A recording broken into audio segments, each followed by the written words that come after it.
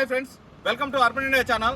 So మనం ఈరోజు highways మీద ఉన్నటువంటి ఆర్ఓబి గురించి మనం తెలుసుకోబోతున్నాం. So first of all what is the ROB? ROB అంటే ఏంటంటే రోడ్డు ఓవర్ బ్రిడ్జ్ అని అంటాం. సో ఇక్కడ మనకు రైల్వే ట్రాక్ కింద పోయి పైన మనకు రోడ్డు పోతున్నటువంటి బ్రిడ్జ్ని మనము ఆర్ఓబి అని అంటాం. సో ఆ ఆర్ఓబిలో ఏమేమి కాంపోనెంట్స్ ఉంటాయి అనేది మనం ఇప్పుడు తెలుసుకోబోతున్నాం. ఫస్ట్ ఆఫ్ ఆల్ మనం ఆర్ఓబిని విజువల్గా మీకు అంతా చూపిస్తాను. నెక్స్ట్ మనకు పార్ట్ బై పార్ట్ మనకు ఆర్ఓబిలో ఏమొస్తాయి ఏందనేది మనం తెలుసుకోబోతున్నాం.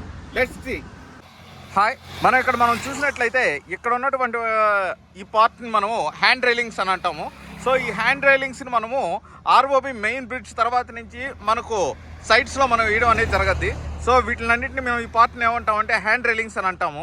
ఇక్కడ మనకు కనిపిస్తున్నటువంటి ఈ పార్ట్ని మనము ఎక్స్పాన్షన్ జాయింట్స్ అని అంటాము. సో ఈ ఎక్స్పాన్షన్ జాయింట్స్కి మధ్యలో ఉన్న పార్ట్ని ఏమంటామంటే ఇది రబ్బర్ సీలింగ్ అని అంటాము. ఇక్కడ మధ్యలో మనకు ఐరన్ మెటల్కి మధ్యలో మనకు రబ్బర్ సీలింగ్ అనేది వచ్చి ఉంటుంది. సో ఈ పార్ట్ని మనం రబ్బర్ సీలింగ్ అని అంటాము. ఇక్కడ ఉన్నటువంటి పార్ట్ ఏంటంటే ఫుట్ పాత్ ఇది. సో ఈ ఫుట్ పాత్ మొత్తం ఏంటంటే మనకు ఆర్ఓబి లొకేషన్లో మనకు వచ్చి ఉంటుంది. ఇక్కడ మనం చూసినట్లయితే ఇక్కడ మనకు రైల్వే ట్రాక్ కింద పోతా ఉంది. సో ఈ రైల్వే ట్రాక్ కింద పోతుంది కాబట్టి పైన మనకు బ్రిడ్జ్ ఉంది కాబట్టి దీన్ని రైల్వే ఓవర్ బ్రిడ్జ్ అని అంటాము.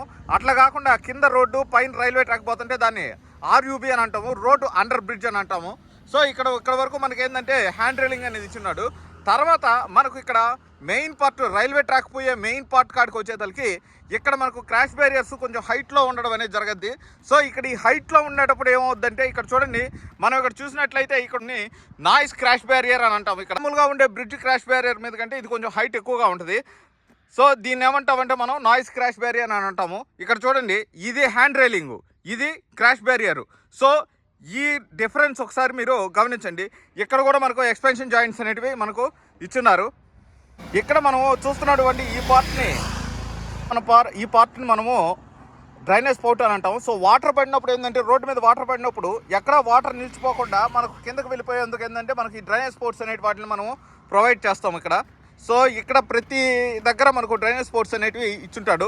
సో ఈ డ్రైనేజ్ స్పోర్ట్స్ వల్ల మెయిన్ యూస్ ఏంటంటే వీటికి మనం పడినటువంటి వాటరు ఇక్కడ నుంచి ఇమీడియట్గా రిమూవ్ అవ్వడానికి, రోడ్డు మీద నుంచి రిమూవ్ అయిపోవడానికి వీటిని ఉపయోగిస్తాం. మనం అటువంటి ఈ ఐటమ్ని మార్కర్ పోస్ట్ అంటాం. సో నైట్ టైమ్స్ మనకు ఏం కనిపించకుండా ఇక్కడ ఒక స్ట్రక్చర్ ఉంది అని తెలియడానికి మనకి ఏంటంటే ఇక్కడ మార్కర్ పోస్ట్స్ అనేటివి మనకు ప్రొవైడ్ చేస్తారు. సో ఈ మార్కర్ పోస్ట్ వల్ల యూస్ ఏంటంటే మనకు రాత్రిపూట వెహికల్ వెళ్ళేటప్పుడు ఈ మార్కర్ పోస్ట్స్ చూసి సో ఇక్కడ ఒక స్ట్రక్చర్ ఉంది అని మనకు తెలుస్తుంది. ఇక్కడ కనిపిస్తున్నటువంటి మార్కర్ పోస్ట్ పక్కన ఉన్నటువంటి వీటిల్ని మెటల్ క్రాష్ బ్యారియర్స్ అని అంటాము. వీటిల్ని రోడ్ సేఫ్టీ పర్పస్కి మనము యూస్ చేస్తాము ఈ మెటల్ క్రాష్ బ్యారియర్స్ని. హాయ్ ఫ్రెండ్స్, మనం ఇప్పుడు బ్రిడ్జ్ కిందకు వచ్చేస్తున్నాం. ROB bridge, railway over bridge కిందకు వచ్చేస్తున్నాం.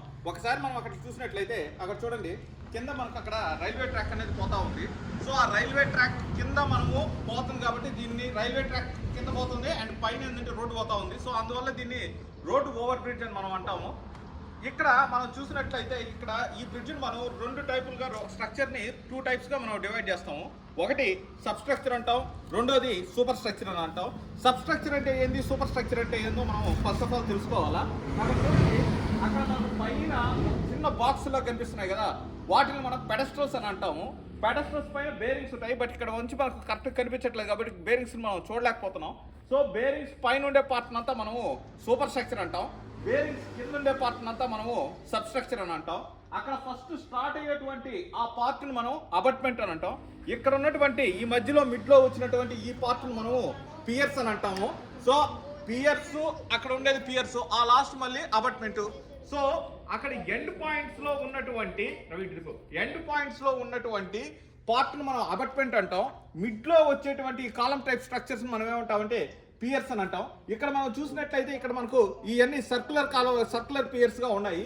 ఆ పైన ఉన్నదాన్ని మనం ఏమంటామంటే పియర్ క్యాప్ అని అంటాము. ఈ సర్కులర్ కాలం పైకి సర్కులర్ పియర్ పైన ఉన్నదాన్ని మనము పియర్ క్యాప్ అని అంటాము. సో ఆ పియర్ క్యాప్ పైన లైన్స్ లాగా ఉన్నాయి కదా, సో ఆ లైన్స్ లాగా ఉన్నటువంటిని మనం ఏమంటామంటే గడ్డర్స్ అని అంటాము. సో ఆ గడ్డర్స్ పైన మనకి స్లాబ్, ఆ స్లాబ్ పైన నుంచి మనకు వెహికల్స్ అనేటివి పాస్ అవడం అనేది జరగద్ది.